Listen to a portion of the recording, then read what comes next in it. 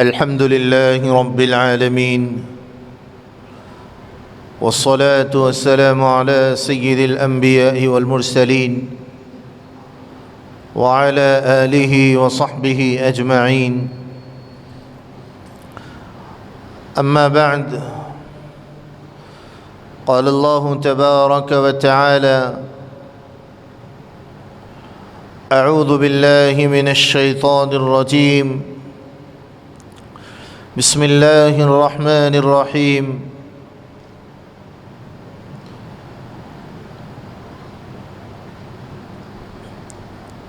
إن الذين يحبون أن تشيع الفاحشة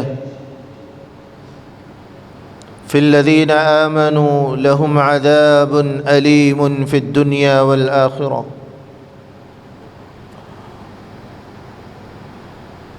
قال النبي صلى الله عليه وسلم: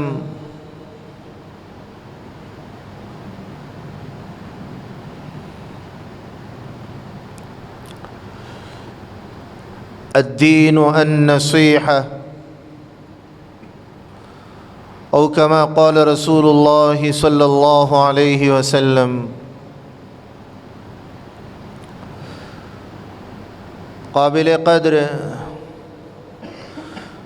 بزرگان محترم اور ملت اسلامیہ کے نوجوان بھائیوں اور دوستوں،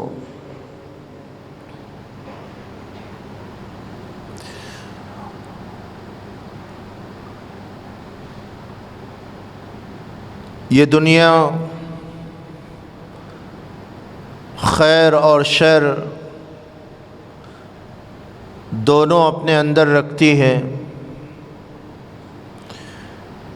اس دنیا میں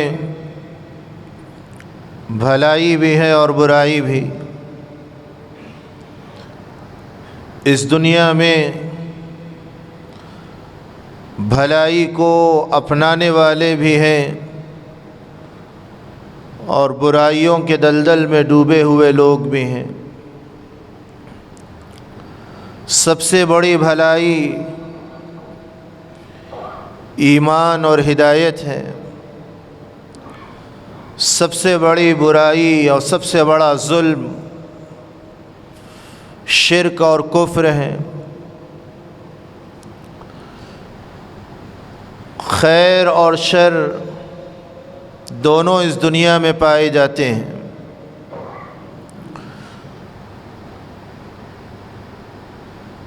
خیر اور شر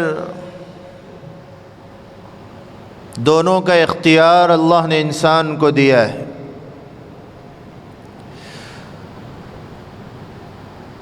ایک مومن سراپا خیر ہوتا ہے، اس کا وجود خیر ہوتا ہے، اس کی زندگی خیر سے لبریز ہوتی ہے، اس کے اعضاء بدنیہ سے خیر کا ظہور ہوتا ہے. شر کی تمام قسمیں جن سے نبی رحمت صلی اللہ علیہ وآلہ وسلم کی شریعت نے منع فرمایا.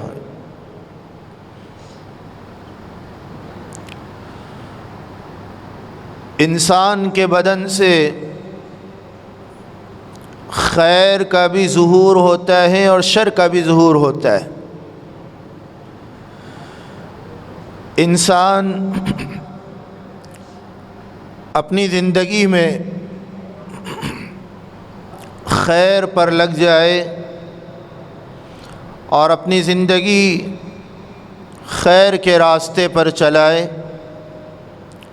اور اپنی زندگی خیر کے کاموں میں گزارے۔ اس کے لیے اللہ رب العزت نے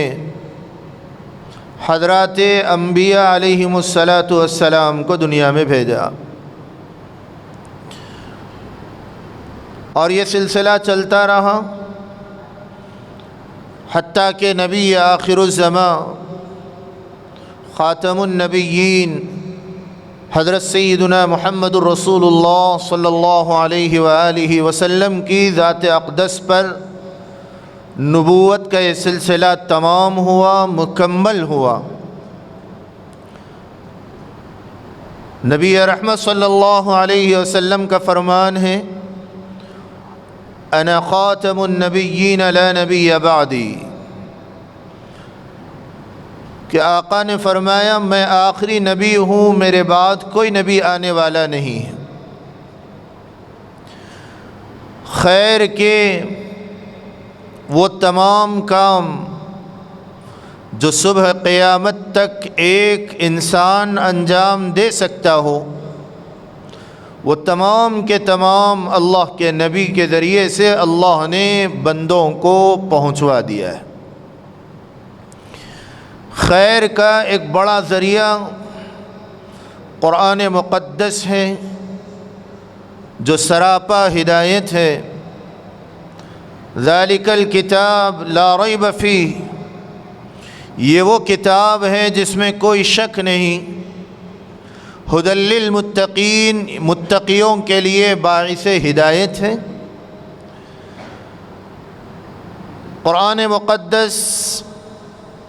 سراپا خیر ہے اور خیر کی تعلیم دینے والا کلام ہے۔ جب جب انسان بھٹکتا ہے، شر کے راستے پر جاتا ہے، خیر کے راستے کو چھوڑ دیتا ہے، تو پھر انسان کے اندرون میں ضمیر جاگنے لگتا ہے، اور اگر ایمان اس کے اندر موجود ہو تو وہ اپنے ضمیر سے سوال کرتا ہے کہ میں اللہ کا ایک بندہ ہوں، میں نے کلمہ پڑھ کر ایک عہد کیا ہے، لیکن میں اللہ کی نافرمانی کی طرف بڑھ رہا ہوں، میرے قدم اللہ کی نافرمانی پہ چل رہے ہیں، تو فوراً اپنے قدموں کو صحیح رخ پر لانے کے لیے ٹرن لیتا ہے۔ قرآن کریم میں اللہ رب العزت نے خیر کے اور اچھے کام کے کرنے کی طرف راغب کرنے والوں کو اچھا دوست قرار دیا۔ قرآن کریم کے سورہ زخرف میں اللہ کا فرمان ہے، الاخلاء یومئذ بعضهم لبعض عدو الا المتقین، روز قیامت متقیوں کے علاوہ جتنے دوست زندگی گزار کر آئے ہوں گے وہ تمام کے تمام ایک دوسرے کے دشمن ہوں گے۔ معلوم ہوا کہ تقوی اور تقوی کی دوستی، تقوی کی طرف بلانے کی جد و جہد اور تقوی اختیار کرنے کی تعلیم انسان کو یہ وہ دوستی اور ایسا ماحول فراہم کرتا ہے کہ جو دوستی اس دنیا میں بھی کارگر ثابت ہو سکتی ہے اور موت کے بعد بھی یہ دوستی کامیاب ہو سکتی ہے، قائم رہ سکتی ہے۔ اس کے برخلاف جو دوستی گناہوں کی دعوت دے، جو دوستی اللہ کی نافرمانی کی دعوت دے، اور وہ دوستی جس سے برائیاں وجود میں آئیں، اور وہ دوستانہ ماحول جس سے معاشرہ بگڑنے لگے، تو وہ اس دنیا میں بھی دشمنیوں میں بدل جائیں گے اور اخروی زندگی میں ایک دوسرے کو کوسنے لگیں گے کہ تمہاری وجہ سے آج میرا ٹھکانہ جہنم ہو رہا ہے، العیاذ باللہ۔ غرض یہ کہ میرے عزیز دوستو، خیر کی طرف بلانا، خیر کی دعوت دینا، خیر کا حکم کرنا اس دور میں بھی ضروری ہے، کیونکہ انسان کو اللہ نے اختیار دیا ہے کہ وہ خیر کی طرف جانا چاہے جا سکتا ہے، شر کی طرف جانا چاہے جا سکتا ہے، دونوں راستے کھلے ہوئے ہیں۔ خیر کی طرف بڑھے گا تو ایک قدم بڑھنے پر اللہ کی مدد آئے گی، 100 قدم آگے بڑھ کے نکلے گا۔ خیر کے راستے کا اینڈ اور انجام بھی اللہ نے بتا دیا کہ آخری قدم جنت پہ رکے گا، کامیابی پہ رکے گا، بہترین بدلے پہ اور اجر عظیم پر ختم ہوگا۔ شر کے راستے پر انسان چلے گا تو اس کا آخری ٹھکانہ جہنم ہوگا۔ خیر کے راستے کے معاونین ملائکہ ہوں گے، خیر کے راستے کا معاون قرآن مقدس ہوگا، خیر کے راستے کا معاون نیک اور صالح مومن ہوگا، خیر کے راستے کے معاون کعبۃ اللہ اور پھر اس کا طواف ہوگا۔ شر کے راستے پر انسان جب جانے لگتا ہے تو اس کے معاونین شیاطین ہوں گے، اس کے معاونین برے ماحول والے جنات، اور پھر کفر و شرک میں ڈوبے ہوئے ائمۃ الکفر جنہیں کہا گیا ہے وہ ہوں گے کہ وہ انہیں شر کے راستے پر پکڑے رکھنے کے لیے بڑا زور لگائیں گے اور کوششیں کریں گے۔ انسان کو چاہیے کہ ہر لمحہ وہ غور کرے کہ اللہ نے مجھے عقل کی دولت سے نوازا ہے، میں اس دنیا میں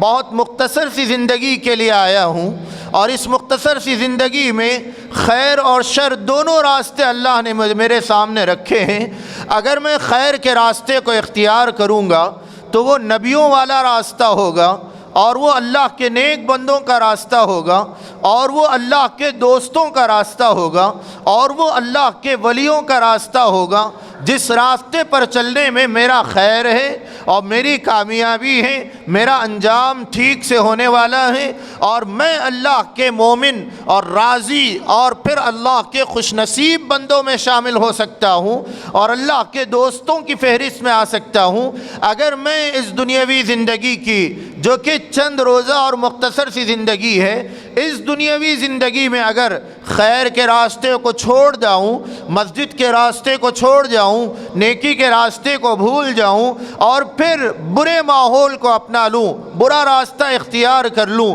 برے ماحول اور بری دوستی پہ لگ جاؤں، تو خبردار آدمی اس دنیا میں بھی دھکے کھائے گا، اور موت کے بعد انسان کا انجام یعنی الامان والحفیظ، اللہ کے باغی اور اللہ کے دشمن، انتہائی اللہ کی جن پر لعنت ہوئی ہو، ایسے بندوں کے ساتھ میں انسان کا شمار ہو سکتا ہے۔ تو ہر لمحہ غور کرنا چاہیے۔ صحابہ اکرام رضوان اللہ تعالی علیہم اجمعین میں ایک صحابی رسول جو کہ جلیل القدر صحابی گزرے ہیں، اور ان کو غسیل ملائکہ کہا گیا ہے، اور پھر جن کا رتبہ اتنا بلند کہ انتقال کے بعد ملائکہ کا نزول ہوا اور وہ آسمان کی بلندیوں سے زمین پر آئے، اور پھر اللہ کے نبی علیہ الصلاۃ والسلام نے جس موقع پر صحابہ کی نعشوں کو تلاش کیا اور شہداء کا جائزہ لیا جا رہا تھا، ایک صحابی رسول کی نعش نہیں مل رہی تھی، اللہ کے نبی علیہ الصلاۃ والسلام نے بھی تلاش کیا۔ اتنے میں کیا دیکھتے ہیں کہ آسمان سے ایک ڈیڈ باڈی آ رہی ہے اور اترتا ہوا نظر آ رہا ہے، اور پھر غسل کا پانی یعنی پانی کے قطرات اس کے بدن سے گر رہے ہیں، لا کے رکھا گیا۔ اللہ کے نبی علیہ الصلاۃ والسلام نے اپنی زبان مبارک سے کچھ دعائیہ کلمات آپ نے ارشاد فرمائے، پھر یوں فرمایا، ہاں حنظلہ غسیل ملائکہ ہے کہ ایک ایسے وقت اس کی شہادت ہوئی تھی کہ اللہ کے نبی نیا نیا نکاح ہوا اور وہ اپنے گھر میں اپنی اہلیہ کے ساتھ تھا اور اس پر غسل فرض ہو چکا تھا. کان میں اس کی آواز پڑی, اللہ کے نبی نے آواز لگائی تھی کہ چلو میدان جہاد میں اعلاء کلمت اللہ کے لیے نکلنا ہے. تو یعنی غسیل ملائکہ حنظلہ کے کان میں آواز پڑنے کے بعد, اللہ کے نبی کی آواز کو سننے کے بعد, حنظلہ نے اتنی تاخیر کو بھی گوارا نہیں کیا کہ وہ غسل سے فارغ ہو سکے, فوراً نکل کے میدان جہاد میں چلا گیا اور اللہ کی راہ میں اپنی جان کا نذرانہ پیش کر دیا اور وہ شہید ہو گیا. تو اللہ نے آسمان سے ملائکہ کو بھیجا اور پھر غسل کے لیے آسمان کی بلندیوں پہ اسے اٹھایا گیا. ایسے صحابی رسول مسجد نبوی میں حاضر ہوتے ہیں اور پھر اللہ کے نبی کے دروس میں شامل رہتے ہیں. اچانک سے باہر جاتے ہیں اور باہر نکلنے کے بعد مدینہ طیبہ کی گلیوں میں آواز لگا رہے ہیں, نافق حنظلہ, نافق حنظلہ, حنظلہ منافق ہو گیا, حنظلہ منافق ہو گیا. اتنا بڑا جملہ اور اتنا بڑا کلمہ اپنی زبان سے نکال رہے ہیں. سیدنا ابو بکر رضی اللہ عنہ, انہوں نے ان کو روک لیا اور یوں فرمایا, کیا بات ہے, ماذا تقول یا حنظلہ, حنظلہ کیا کہہ رہے ہو؟ حنظلہ نے پھر فرمایا نافق حنظلہ. تو پوچھا کہ کیوں اس لیے کہہ رہے, یہ جملہ کہہ رہے ہو؟ حضرت حنظلہ نے فرمایا, میں مسجد میں اللہ کے نبی کے مبارک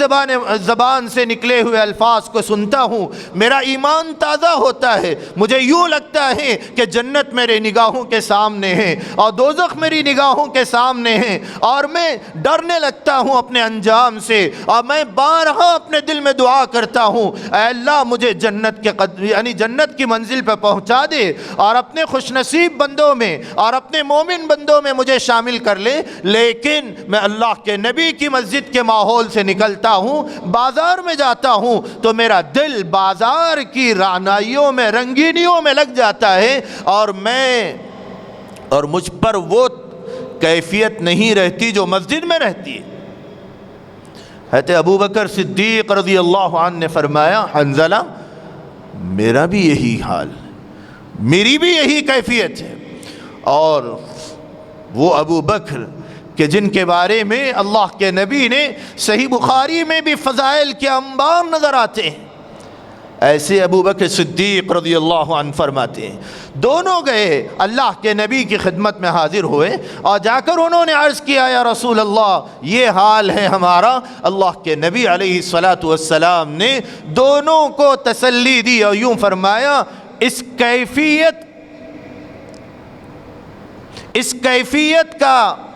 آ جانا اور پھر تمہارا یہ محسوس کرنا کہ بازار میں ایمان کمزور ہو رہا ہے, مسجد میں ایمان بڑھتا ہوا نظر آتا ہے, یہی تمہارے مومن ہونے کی علامت ہے. فرمایا. میرے عزیز دوستوں, معلوم ہوا کہ اچھا ماحول, اچھی صحبت, اچھے دوست انسان کے لیے ضروری, اور بالخصوص آج کے اس دور میں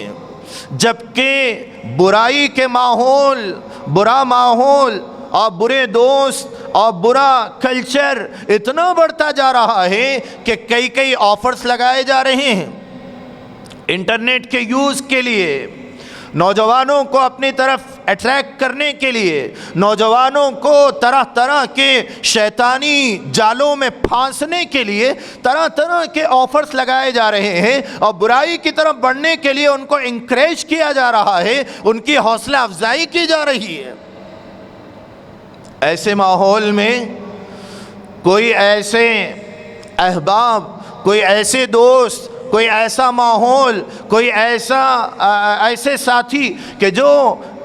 قال اللہ اور قال الرسول کا پیغام پہنچائیں, جو دین کی بات کریں، جو نبی کا پیغام سنائیں، جو اللہ اور آخرت اور قبر کے واقعات بتائیں، اور جو اللہ کے نبی کی تعلیمات سے امت کو روشناس کرائیں، اور موت کے بعد پیش آنے والے حالات سے واقف کرائیں اور اپنے انجام سے باخبر کرائیں، اس سے اگر اس کو اگر یوں سمجھنے لگے کہ یہ تو سراپا شر ہے میرے لیے، اور یہ ڈینجرس ہے، اور یہ ٹیررزم ہے، اور یہ بت پرست ہیں، اور یہ قبر پرست ہیں، اور یہ طرح طرح کے ان میں برائیاں اور خرابیاں پائی جاتی ہیں، تو میرے عزیز دوستو ان کو کچھ سنجیدگی سے سوچنا چاہیے، ان کو سنجیدگی سے سوچنا چاہیے کہ کہیں میری عقل میں فتور تو نہیں آ گیا، کہیں میری عقل میں خرابی تو پیدا نہیں ہوئی۔ اللہ دنیا میں جتنے انسانوں کو بھیجا ہے ان تمام میں خطا اور غلطی سے جو معصوم ہوتے ہیں انبیاء کی ذات ہوتی ہے۔ سورۃ الفتح میں اللہ نے فرمایا جیسے ما تقدم من ذنبك وما تأخر لیغفر لك اللہ ما تقدم من ذنبك وما تأخر۔ اے نبی صلی اللہ علیہ وآلہ وسلم، آپ سے اگر کوئی سہو ہوا ہے اگلے پچھلے تمام کو اللہ نے معاف کر دیا ہے۔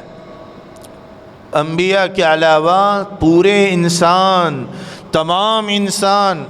گناہگار ہوتے ہیں، توبہ کی ضرورت ہوتی ہے، توبہ کا دروازہ اللہ نے کھلا رکھا ہے۔ کوئی معصوم عن الخطا نہیں ہوتا ہے، کوئی معصوم عن الخطا نہیں ہوتا ہے۔ ہر جماعت میں، ہر تنظیم میں اور ہر آرگنائزیشن میں کوئی نہ کوئی برائی پائی جاتی ہے، لیکن الحمدللہ دعوت و تبلیغ کی وہ تنظیم اور وہ جماعت جو کہ کام کرتی آ رہی ہے سالوں سے، اور ہندوستان کو اللہ نے